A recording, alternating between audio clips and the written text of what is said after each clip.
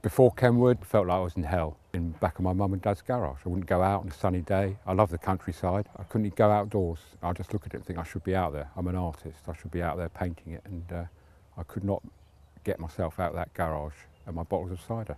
The back of the garage was my studio, in inverted commas, where I was meant to be working, but I wasn't. I think some days I would do nothing.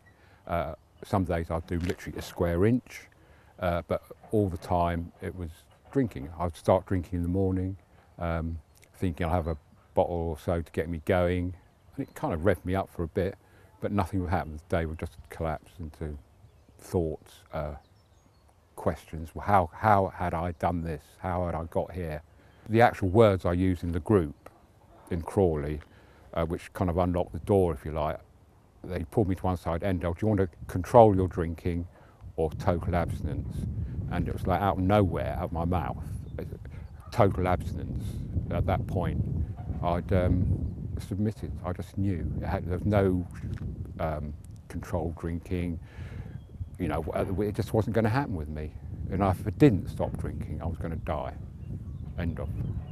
Some of it was more straightforward, a bit to do with the future, perhaps, how not to pick up again. Again, nothing, it doesn't sound complicated, but there's all sorts of things we have to be taught to look out for. Other issues, anger, loneliness, all the things that could eventually lead us back to where we came from. There will be trepidation and fear, what's going to happen. But in my experience, that was washed away by the welcome I got by the fellow peers. And in terms of the challenging groups, or having to look at our own characters and behaviours, again, this is the best place to do something like that. It's safe, safest place on earth. People used to say to me, pull out of it, life's not a dress rehearsal. And I thought, oh well, here we go, I've had it, more drink. Now, and it does sound perverse, but it's like it was a dress rehearsal. So I've made loads of mistakes, there's no doubt about that. But I've now got the chance to rectify those mistakes. I'm no spring chicken, you know. I'm hopefully going to go on to do an art therapy foundation course. I found that fascinating.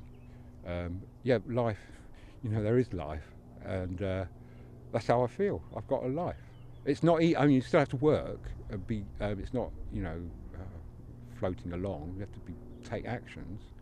That's kind of what we're taught, started to be taught at Kenwood. We are responsible for our lives, and we've got to take action. The good news is life is not boring when you're clean, so whether it's drugs or alcohol. It's not in the slightest bit boring. It's much, much better. You can feel it coursing through your veins. And not alcohol, but life. So in no way is it boring. You meet people, getting involved, it's fun. That's the other thing. I mean, recovery is fun.